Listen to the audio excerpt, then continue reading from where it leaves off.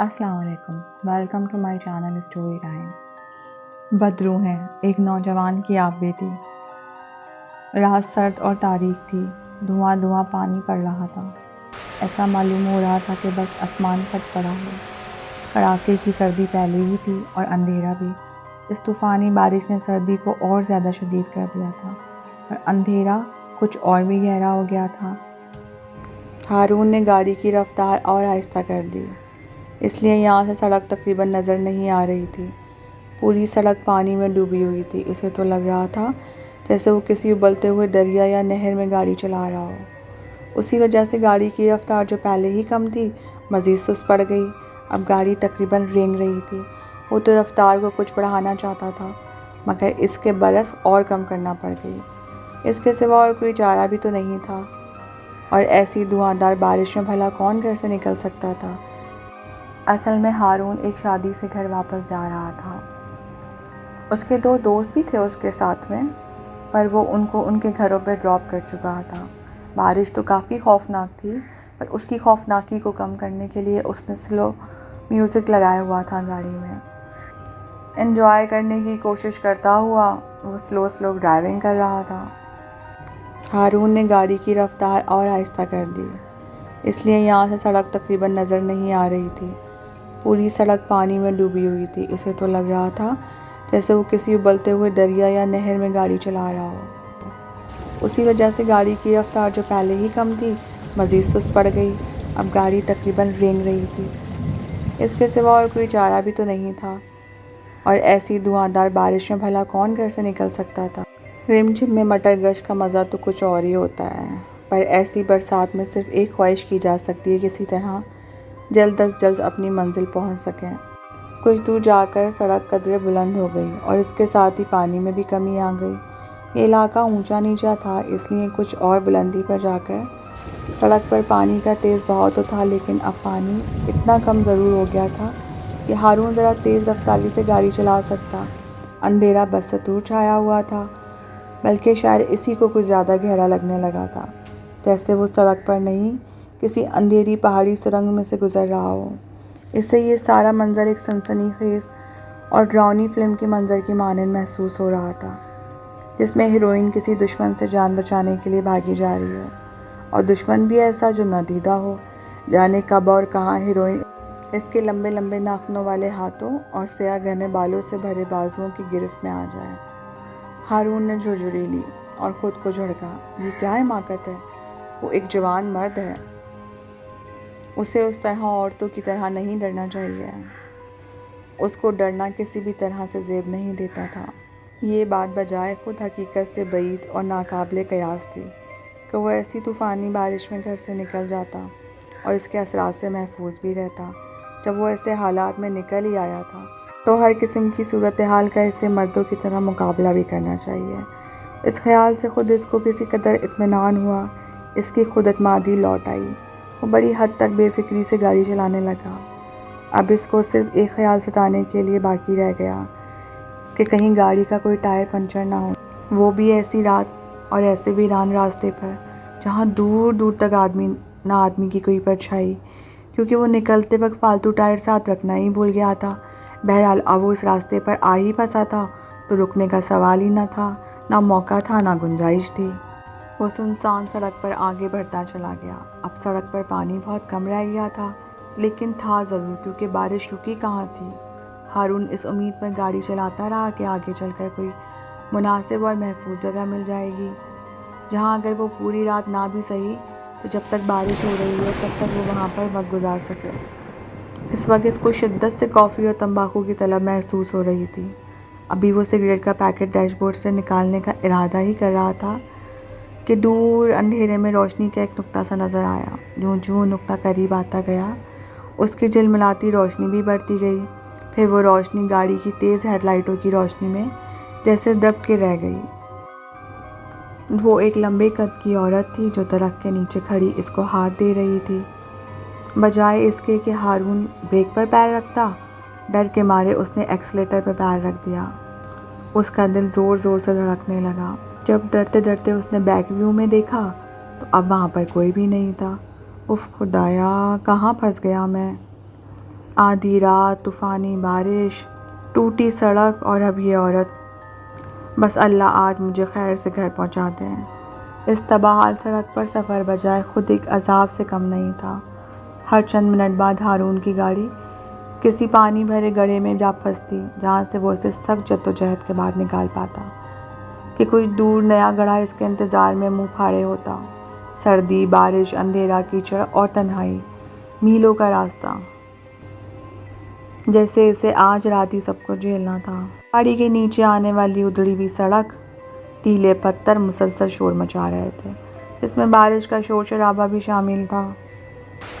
ہارون نے ایسی رات بھلا پہلے کب اور کہاں گزاری تھی؟ اس حالت میں ہارون کسی نہ کسی طرح تقریباً 4 میل تک گاڑی کو گھسیٹتا ہی لے گیا۔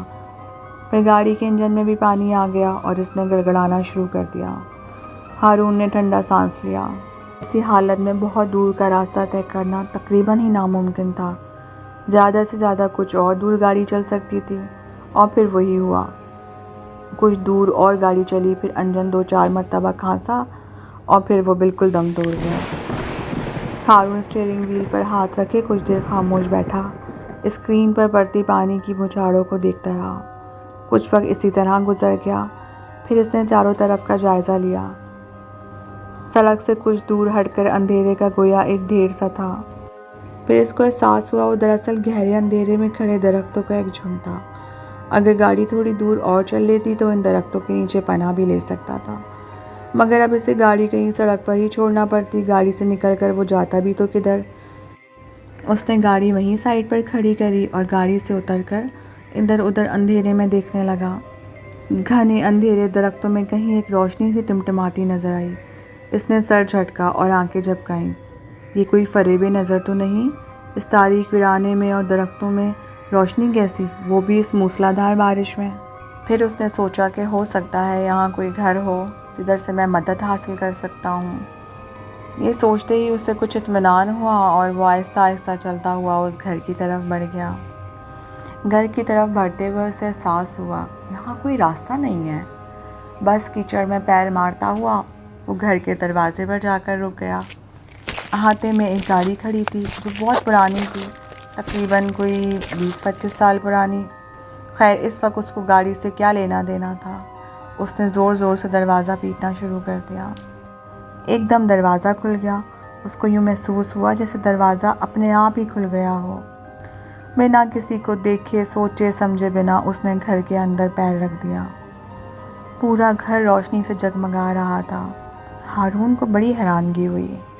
ایک ویرانے میں، اتنی بارش میں، یہاں پر اتنا چراغا، اور کوئی نظر بھی نہیں آ رہا۔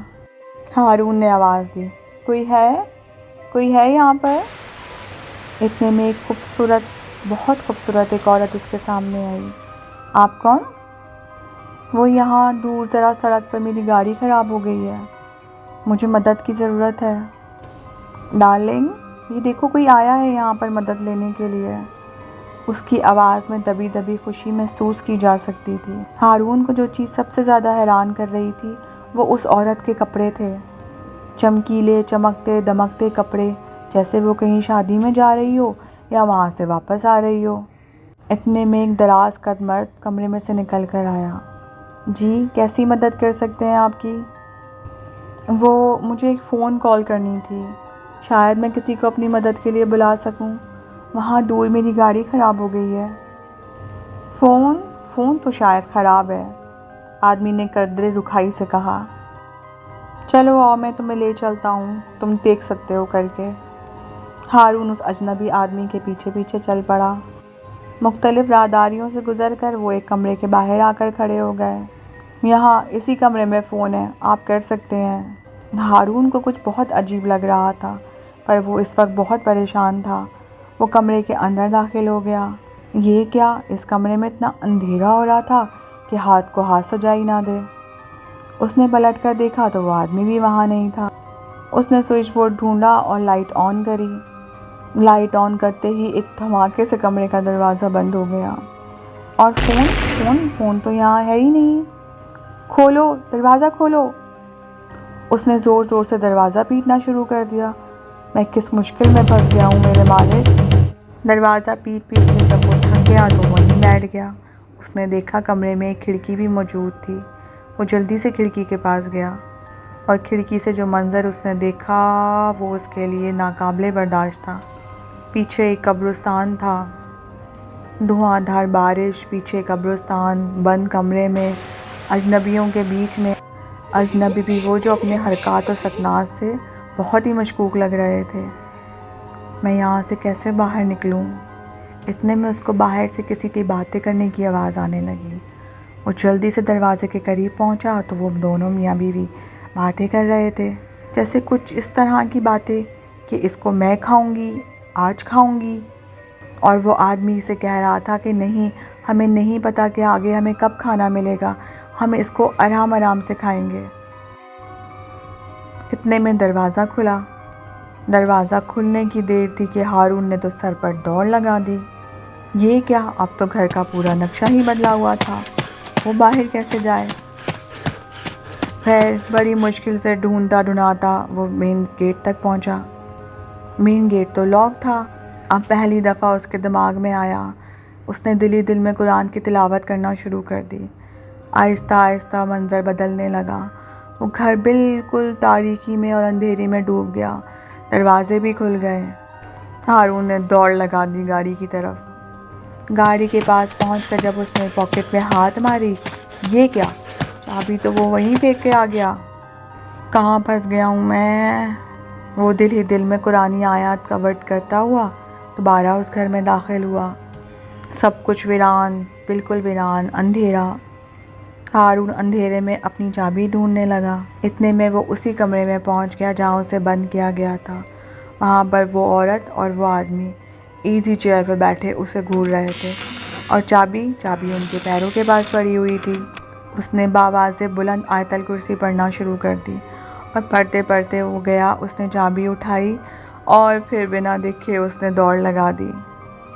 کچھ نہ ہوا، کچھ بھی نہیں ہوا، بس اس کو پیچھے سے مختلف آوازیں آتی رہیں، جیسے ہنسنے کی، جیسے بہت ساری چڑیلیں آپس میں مل کر ہنس رہی ہوں یا پھر رو رہی ہوں۔ خیر جیسے تیسے گرتا پڑتا وہ گاڑی کے پاس پہنچا۔ اس نے گاڑی اسٹارٹ کی۔ ابھی اس نے گاڑی اسٹارٹ ہی کی تھی کہ اتنے میں وہی عورت جو اس کو کچھ دیر پہلے سڑک پر ملی تھی، اس نے اندھا دھند گاڑی کے شیشوں پہ ہاتھ مارنا شروع کر دیا۔ میرے اللہ، میری مدد فرمائیے۔ بنا دیکھے سوچے سمجھے اس نے گاڑی کو بھگانا شروع کر دیا۔ گاڑی کی اسپیڈ، شاید ہی اس نے زندگی میں کبھی اتنی تیز گاڑی چلائی تھی۔ کچھ دور کا سفر ہی کیا تھا کہ اس کو ہلکی ہلکی اذانوں کی آواز آنا شروع ہو گئی۔ کچھ تسلی ہوئی، کچھ دل کو ڈھارس بنی۔ بارش بھی اب کچھ کم ہو چکی تھی۔ اس نے گاڑی کی اسپیڈ کچھ مناسب کری اور اپنے گھر پہنچ گیا۔ شدید بخار میں جسم ٹوٹا ہوا جب وہ اپنے گھر پہنچا تو بستر پر گر گیا۔ اسے نہیں پتا کہ وہ کب تک یوں پڑا رہا۔ جب اسے ہوش آیا تو اس کی والدہ نے اسے بتایا کہ وہ 4 دن تک سوتا رہا ہے، بخار میں ہلہلاتا ہوا، اور صرف یہی کہتا رہا، مجھے بچاؤ، مجھے بچاؤ۔ کچھ دن بعد اتفاقاً اس کا دوبارہ اسی سڑک سے گزرنا ہوا۔ نہ چاہتے ہوئے بھی اس نے اس گھر کی طرف دیکھ لیا۔ وہ عورت اور وہ مرد کھڑکی میں کھڑے باہر روڈ کی طرف دیکھ رہے تھے۔ اف! اس نے جلدی سے اپنا منہ دوسری طرف پھیر لیا، اور پھر کبھی زندگی میں وہ دوبارہ اس سڑک پر نہیں گیا۔